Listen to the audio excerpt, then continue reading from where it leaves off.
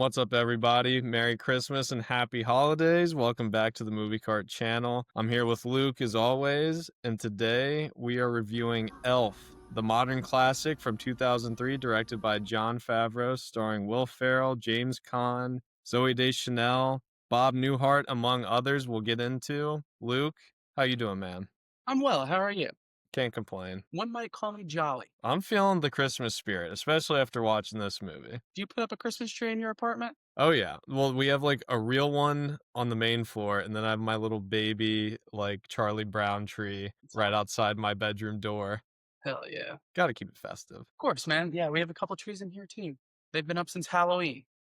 Wife loves Christmas. They don't go down in our house until February, but I digress. What's your relationship with this movie? My relationship is kind of like most people our age. It just became kind of a modern classic. I don't know. It's one of those movies where we were alive before it existed, but at this point, it just feels like it's always been a Christmas movie and it's always on TV every year. And even if you don't watch it all the way through every Christmas, you definitely, I feel like, catch at least 20 to 30 minutes of it at some point. Was this your introduction to Will Ferrell as a comedic actor? You know? Not really, honestly, just because I was the baby of the family. So, like, I remember I went to see Talladega Nights in the theaters. And, like, I definitely saw Anchorman at an age where I absolutely should not have. I remember I saw Anchorman at a childhood sleepover. As a youth soccer player, kicking and screaming was huge for me and my brothers. And with Talladega Nights, it's funny because we rented it from like Hollywood Video or whatever. And I remember my parents, again, I'm like 7 years old. I remember my parents turning it off and going, "That wasn't funny." And years later, I realized they were turning it off because it was wildly inappropriate. I don't know their thoughts on the humor, but I just remember my mom going like, "Yeah, that was so not funny. You all shouldn't like it because it wasn't funny." My mom for years told me Superbad was a bad movie because there was too much cursing. So shout out to Jennifer. But yeah, to make a long story short, I think you'd agree. Will Ferrell was already a comedic legend in my life. Sounds like in yours. He had done his SNL run, which is I would watch the Celebrity Jeopardy on a loop on YouTube. So yeah, the idea of just Will Ferrell being in a Christmas movie alone, 6-year-old Luke was hooked. Yeah, I agree. I feel like this almost became more relevant to me a little bit after I knew Will Ferrell as like the hilarious dude from some of the more kind of mature movies. But by the time I watched it, he was such a just absolute goofball and, just a lot of times a scumbag type character in his movies that this one he plays it so sincerely. I think that adds so much charm to the movie and the performance. Like it could have easily been the most annoying character of all time, but he's so true in everything he does and believes that you just can't help but root for him. He plays childish energy really, really well. I think that's like a theme across all of his movies, but especially in this one. He, again, you're right. He was essentially a 30-year-old illiterate child. And instead of being like annoying or a hassle, it was endearing, which tough to pull off. 100%. And I think that the idea to put the backdrop as New York City was genius too, because you could find a lot of cynicism there, and this just unrelentingly optimistic force just goes there to just essentially Yeah. just force feed people hope and positive energy in a city where people, especially the characters he directly is around, like really are lacking in. I do have two big questions about the plot, and that may seem silly because it's a movie about a giant elf man. But one, why is he stunted emotionally and mentally? He's 30. He's canonically 30. Well, none of the other I elves act like children. I feel like there's something about just the whimsical nature of the North Pole. Like, I guess you're just on 100 at all times. Like they're talking about prepping for next Christmas as soon as that Christmas is over, and they're all just like, ah, like they couldn't be more excited. I feel like it's just all about whimsy and having fun and being happy to the point where it's just such a sharp contrast to average real people that he just seems like an absolute imbecile. The other elves aren't imbeciles. Yeah. He was, Maybe he's just a special. Well, they tell him, he's special. and my second question is, we see early in the movie, correct, that Buddy is objectively bad at building toys, right? So what's up with that display he's able to construct in the mall? I've always been bothered by that. I don't think he's objectively bad in the eyes of, like, the average human. I think he's objectively bad in the eyes of the average elf, because even when they ask him how many Etch-a-Sketches he's made, he says 85, and they're all blown away at how awful a number that is. I mean, I don't know what goes into making one, but I feel like That's fair. that would be a great quota for, like, a Fair, real person. fair enough. But So yeah, I think that once he's in the real world, yeah, he has almost this, like, otherworldly supernatural gift because he's like a daywalker of sorts, you know? Like, he's half elf, half human. I also wanted to ask because this movie is filled with heavy hitters from other Will Ferrell movies, from Hollywood in general. Who do you think out of all the non-main cast, so not Will Ferrell, not Zoe Deschanel, and also not the dad, who do you think steals the show the most? I mean, I feel like Peter Dinklage is the That's obvious yeah, that's answer, fine. but I also absolutely, and I don't know the actor's name, which I apologize, but The wall manager? the mall manager, I think, is very funny for the small amount of screen time he gets. Yeah, he's really good. I also love the blend of the classic, like, claymation holiday specials you always see when he's in the North Pole and just the real world. I thought that was so clever. I don't know, it just they didn't have to do that. It just adds another extra kind of Christmas spirit and classic Christmas movie element to the story, which I really love. And speaking of this being a classic for people our age specifically, I think I don't know if movies like A Year Without a Santa Claus and the claymation Rudolph and things like that have endured. But when we were kids, that was like Heatmeister and Freeze Miser were they were going at it every year. I definitely watched Rudolph the Red-Nosed Reindeer and Frosty the Snowman, like, every single year without fail. I truly I have no idea because I mean, I don't have any, like, young kids around really, but I wonder if that is still kind of an enduring tradition for people or if those have kinda gone by the wayside. When do we get into the real topic on this video? What's the real topic? The Zoe Deschanel shower scene. Yeah, I do have written down that Zoe Deschanel's character, Jovi, which is a very interesting name, maybe it's short for jovial, I don't know, Short for but blonde jersey? she had to have been incredibly desperate to go out on a date with this man because what does he show besides overwhelming positivity? Which I mean, that's not a characteristic to just ignore, but like he's really odd. I mean, This movie is about how far you can get by being 6'4". I think that's the lesson to learn.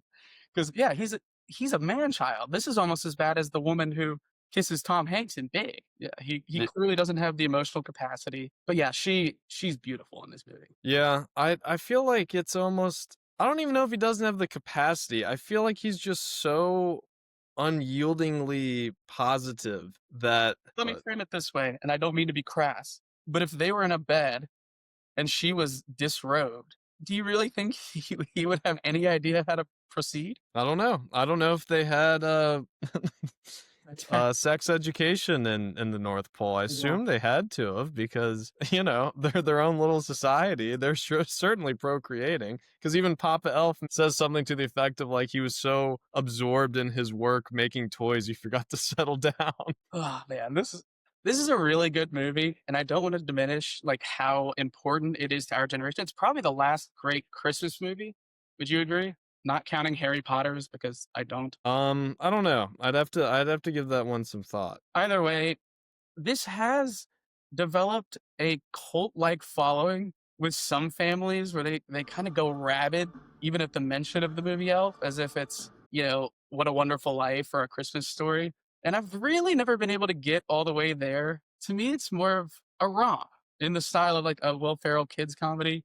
I don't know. I see it more as that than a holiday classic, a true like canonical top 10 Christmas movie. I don't know. I think it's less emotionally impactful as like It's a Wonderful Life or some other ones, but I find it incredibly endearing. I do think the message is pretty beautiful, especially around the holidays. I think that just this force of happiness and hope and positivity comes into this family's life and he just, his dad, James Caan, is just like his opening introductory scene is him taking books back from orphan children. And he just, he's such a wacko weirdo. Like he has every reason to believe his son is just an insane person, but he's so damn charming and sincere that he just wins him over by the end of it. I don't know. I think it does have its moments for sure. And speaking of the scene, like where James Caan is stealing from orphans,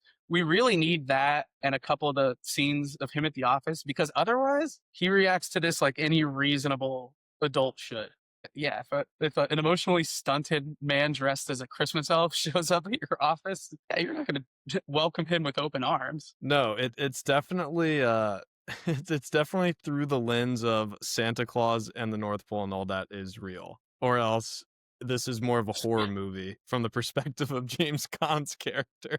There are some absolutely incredible just one-liners in this movie, like some like real throwaway stuff, like the assistant at James Caan's office, the children's book office. The first introduction to her, she's on the phone and she's just talking about, I've never declawed a cat before. How many are there?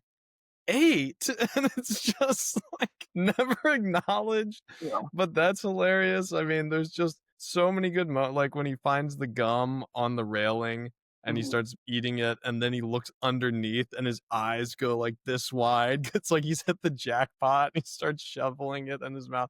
Like, I don't this movie is genuinely hilarious. Is it also has all the fingerprints of like a Will Ferrell, Adam McKay comedy that we would go on to see. Anchorman was a year after this, and then they were off to the races. And it's Yeah. all the bits and pieces where it was like Will Ferrell style, either improv or just hilarious style. Well, that is interesting you bring that up just because, I was reading that James Caan, his It's the character is supposed to be just uncomfortable the whole time because his son thinks he's an elf, and a lot of improv was used while they made this movie. Apparently, he was very uncomfortable with it because he just wasn't really used to it, so that just added to his, like, rigidity, like, or just his how rigid he was in every single scene and uncomfortable he looked because he genuinely, as the actor, as the person, was did just not want it. always uncomfortable on set. And I think at least the mom is it both the parents from Step Brothers? No, just Mary Steenburgen, she's the mom.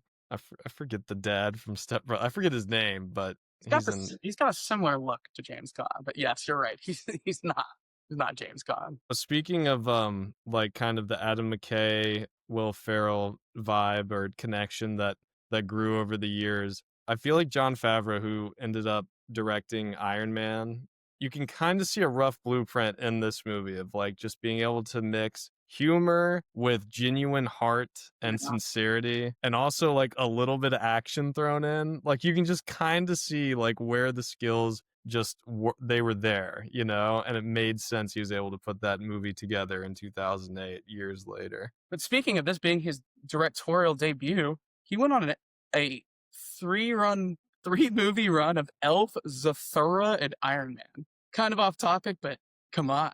what what a legend. And just some more highlights I kind of wanted to hit about the movie. I think the entire montage of him growing up with the elves is hilarious. Yeah. Just being full 6'4" Will Ferrell, just trying to shower and dunking on elves, and the whole idea, like they use the similar technique as like Lord of the Rings did with the different depth perception, making people appear shorter Yeah. than other actors to get the elf effect, which I really love. I mean, it's simple, but it's effective. Big guy, little world. It works every time. And Bob Newhart as Papa Elf is great. Ed Asner as Santa Claus is really good. He's like he's still the jolly, happy man you know and love, but he has a bit of like toughness, like an edge of seriousness to him, which I think is really well done. Santa Claus has a difficult job, man. He's gotta get shit done. Can't mess around.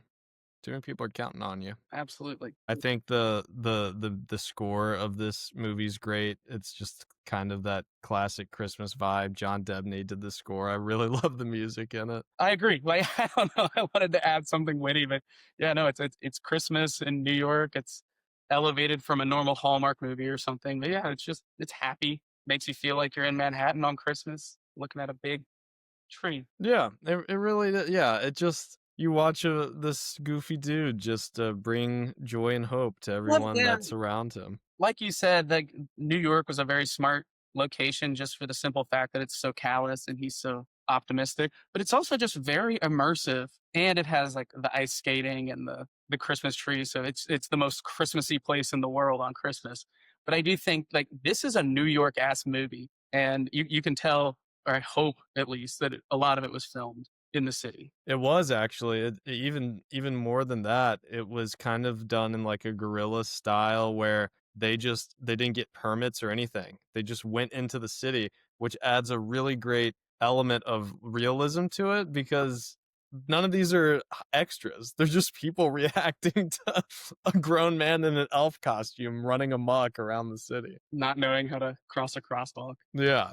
So that definitely adds a bit more charm to it as well. It truly feels like it's made in New York, which it was. not Toronto. Not this time. You have any final thoughts before we head out, Carter? Anything you want to say to the young elf heads or the I do love the line, "Sorry, I shoved 11 cookies into the VCR." It just there's nothing else said about it. It just what a great what a great throwaway line. But no, I do really love this movie. I think there's a reason it's become such a classic in such a short amount of time. I do think it'll continue to stand the test of time as a Christmas go-to for a lot of people. And yeah, it's just it's that time of the year we felt we needed to get a little seasonal with our next movie. So yeah, I really enjoyed it, and I'm sure I'll watch it again next year. Yep, and just one more time because I feel like you turned the conversation both times. Shout out to Zoe Deschanel. She's beautiful and I love her. It's She is, I'm not crazy about the blonde hair look, to be honest. because you're a new girl guy. Never really been. Honestly, it's more Yes Man. I feel like I don't know. I just feel like she looks better with dark hair. Well, I know you told me about that time you went to him and her pop up concert by yourself. It was a great night, if it actually happened. All right, that's all I got. Well said. We'll catch you next time. Have a great week. Peace and blessings. Like and subscribe.